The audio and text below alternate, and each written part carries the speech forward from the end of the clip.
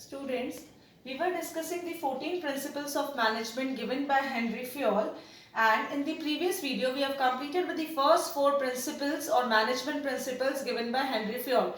Today we are going to discuss the next 4 principles, starting with the first one, that is unity of direction. Now, unity of direction means one head, one plan. What do you mean by one head, one plan? According to this principle, a group of persons or a group of activities having the same objective must have a single plan. For example, when a teacher is entering into a class, there is one head, and for all the students having the same objective of studying business studies, they have a single plan, but they are not teaching each and every student a different topic. This is known as unity of direction. Person having similar interest and same objective must have a single plan.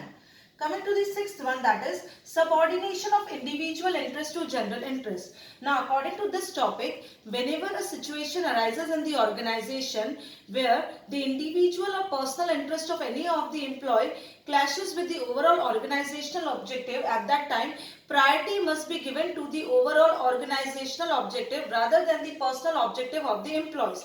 The reason, because for the sake of one employee, we cannot sacrifice the interest of various parties which are being included or connected with the organization, say shareholders, suppliers, creditors, customers. For the sake of one individual, we cannot sacrifice the interest of overall organization. Okay.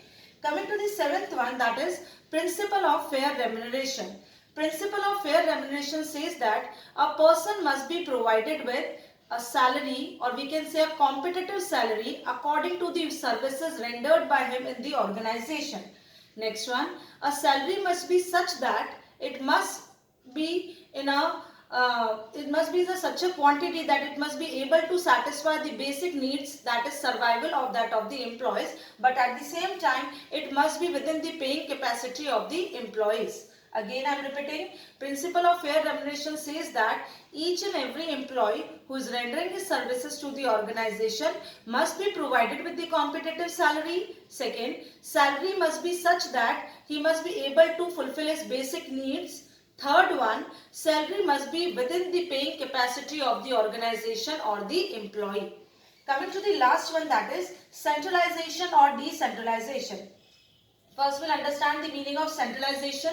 Centralization means concentration of decision making power at all the decision making powers at the top level.